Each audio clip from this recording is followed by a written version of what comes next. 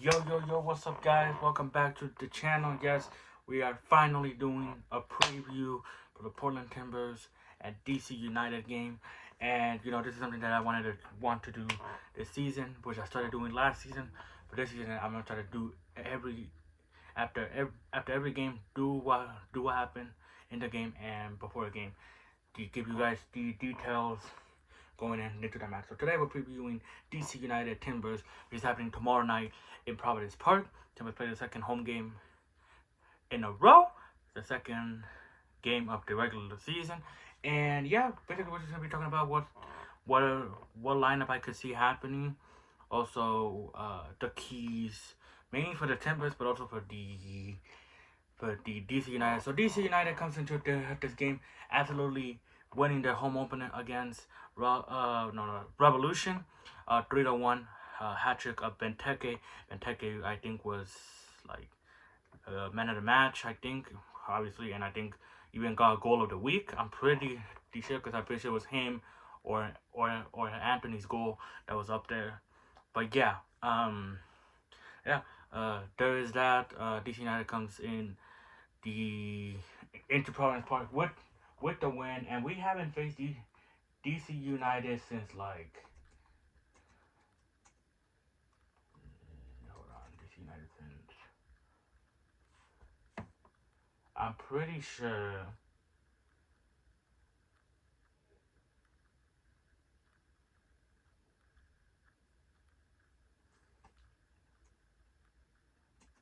Pretty sure that we haven't faced them since like 2019.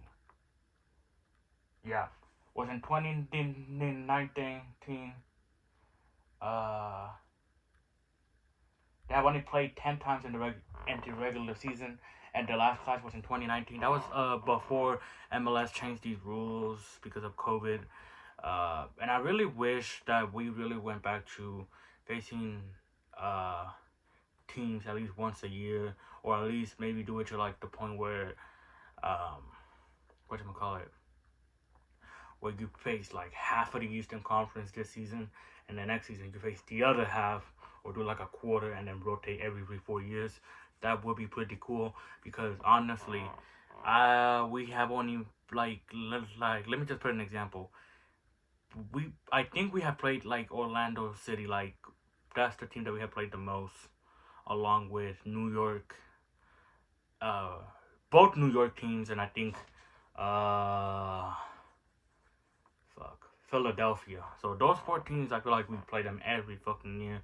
And honestly, it doesn't get boring because it's always good to test ourselves against potential MLS Cup rivals. But it kind of gets boring facing the same team. Especially, I think we 1 year we faced Rebels twice. I think we faced them here and in New York. But yeah, man, it's the MLS. Okay, cool. COVID is still going on. I guess. I mean, like it is, but bro, like take away this only facing 5 teams from the Eastern Conference. Like make it like 10 or something.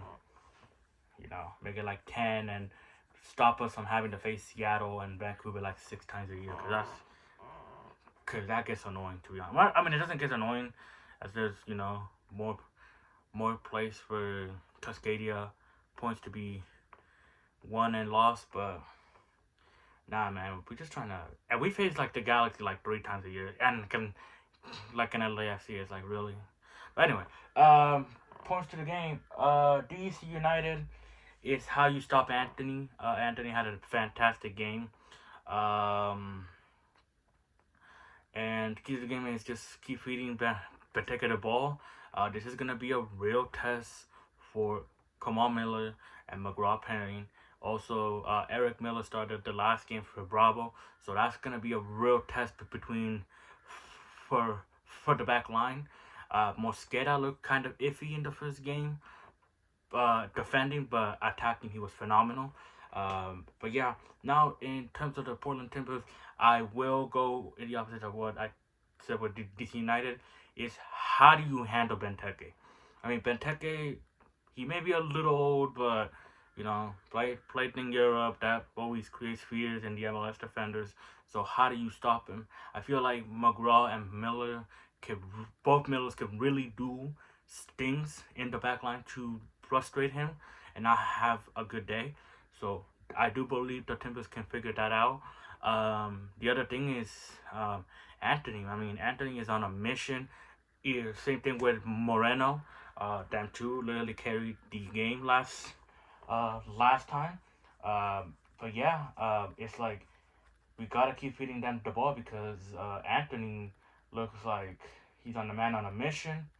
Um, and also, where does Williamson play this? Where does Williamson play this game? Last game he played Cam basically, and he did phenomenal. The only thing I didn't really like is like at halftime he was already tired, but you know that's gonna be a normal thing given that he came back from injury. So you know, but yeah, like at halftime I did notice him fatigue. Well, not fatigue, but just tired. But hey, I mean he played a fantastic game last game, so you know we'll do we'll do we'll do that. The other player to watch out for is Paredes. Charles seems to be like being more defensive now, letting Paredes cut the balls, you know, do the work that Chara does. But Chara's kind of backing up, kind of helping with the defense. Doesn't go up as much, which you know, which was the thing that we were gonna see eventually, and like I'm just happy that it is. And also the other big thing for the Timbers is I haven't heard anything, but at the beginning of the week it was told that Maxi, the goalkeeper, was gonna play, and Evander was still doubtful. So Evander could potentially impact the game because if he starts, because if he can play, does he start or does he come off the bench? And I feel like for him, it is better like if the like if I'm the Portland Timbers, I feel like I start the same lineup as last game. Um, and yeah, because you're like at a very thin with the lineup right now. And yeah, but if you do start Evander, I think you just switch Evander for Williamson, and you know, and if that does happen, how does Evander impact that game? Because now if I'm DC, I gotta worry about Anthony on one wing. I gotta worry about Moreno on the other, and then I gotta worry about the middle with Evander, and it's like how do we cope with that? I mean, to be honest, the only thing that is basically helping DC is that we don't have Mora, or else I don't know, or we don't have our what's gonna be our DP signing yet. But you know that's not here or there. We're not really counting that. But so yeah, those are the keys to the game. DC United is you know how do you stop Anthony and how do you feed Benteke? How do you continue to work that out? DC United has a better team now than they were last season, and they kind of showed it last game with the Revolution. It's just we have to continue to see how that influence into more games. The Portland team is same thing. It's been 2 years since we missed the playoffs. Since we have made the playoffs, missed the playoffs the last two seasons, have caused the front office to really make moves. Have done a decent job this year, well, like a good job this year. Still missing that striker that always seems to be the problem at the beginning of the season. Always seems to be the problem. Like the Timbers can never have a full healthy team going into a season. It's always got to be halfway, and then we gotta hopefully like be good by then. Because honestly, I have told people I don't give a fuck about no signing until it's here. Once they're here, cool. But put them into the mix. But up until then, like even if the DP signing is on Monday, probably won't be like another 2 to 3 weeks, even a month before they start. And like literally, even a month is basically like a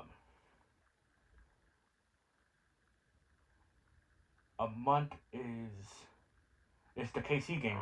So how do you do that? You know. But anyway, that's just that. My lineup is I would be the same thing as I did for